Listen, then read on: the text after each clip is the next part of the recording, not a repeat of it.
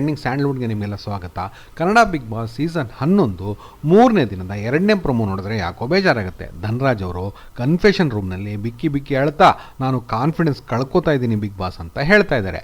ಇದು ಬೆಳಗ್ಗೆ ಬಂದ ಮೊದಲ ಪ್ರೊಮೋಗೂ ಅಂದರೆ ಅವ್ರಿಗೂ ಲಾಯರ್ ಜಗದೀಶ್ ಅವ್ರಿಗೂ ನಾಮಿನೇಷನಿಂದ ಬಚಾವಾಗೋ ಟಾಸ್ಕ್ನಲ್ಲಿ ಧನ್ರಾಜ್ ರೆಫ್ರಿ ಆದಾಗ ನಡೆದ ಚಕಮಕಿ ಮುಂಚಿನದ್ದೋ ಅಥವಾ ಅದು ಆದಮೇಲಿನದ್ದು ಅಂತ ಗೊತ್ತಾಗ್ತಾ ಇಲ್ಲ. ಆ ಚಕಮಕಿ ಆದಮೇಲಿನದ್ದು ಇದಾಗಿದ್ದರೆ ಧನ್ರಾಜ್ ಅವರು ಕಾನ್ಫಿಡೆನ್ಸ್ ಕಳ್ಕೊಳ್ಬೇಕಾದ ಯಾವ ಪರಿಸ್ಥಿತಿಯೋ ಈಗ ಇಲ್ಲ ಅಂತ ಅನ್ಬಹುದು. ಯಾಕೆ ಅಂತಂದರೆ ಅವರು ಎದೆಗೊಟ್ಟು ಲಾಯರ್ ಜಗದೀಶ್ ಅವರು ಮಾಡಲು ಪ್ರಯತ್ನಿಸಿದ ಅವಮಾನಗಳನ್ನ ಛಿದ್ರ ಮಾಡಿ ಅವರಿಗೆ ಗಾಬರಿ ಹುಟ್ಟಿಸಿರೋ ಸಾಧ್ಯತೆಗಳಿದೆ. ಇದರಿಂದ ಧನ್ರಾಜ್ ಅವರ ಆಟ ಕೂಡ ಓಪನ್ ಅಪ್ ಆಗಿದೆ. ವೀಕ್ ಅಥವಾ ತೀರಾ ಸಾಫ್ಟ್ ಕ್ಯಾಂಡಿಡೇಟ್ ಥರ ಕಾಣ್ತಿದ್ದ ಧನ್ರಾಜ್ ಈಗ ಸೆಳೆದು ನಿಂತಿದ್ದಾರೆ ಅಂತಲೇ ಹೇಳಬಹುದು. ಹಾಗಾಗಿ ಆ ಘಟನೆ ನಂತರ ಇದು ಆಗಿರೋಕ್ಕೆ ಸಾಧ್ಯ ಇಲ್ಲ ಅಂತ ನಮ್ಮ ಅನಿಸಿಕೆ.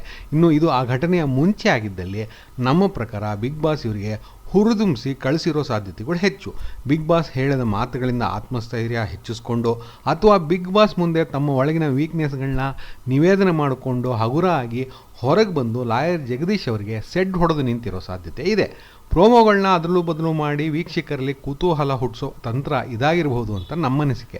ಅಥವಾ ಟಾಸ್ಕ್ನ ಮಧ್ಯ ಕೂಡ ಬಿಗ್ ಬಾಸ್ ಧನ್ರಾಜ್ ಅವರನ್ನ ಕನ್ಫೆಷನ್ ರೂಮ್ಗೆ ಕರೆದಿರಬಹುದು. ನೋಡೋಣ ನಿಜವಾಗೂ ಏನಾಗಿದೆ ಅಂತ ಎಪಿಸೋಡ್ನಲ್ಲಿ ತಿಳಿಯುತ್ತೆ.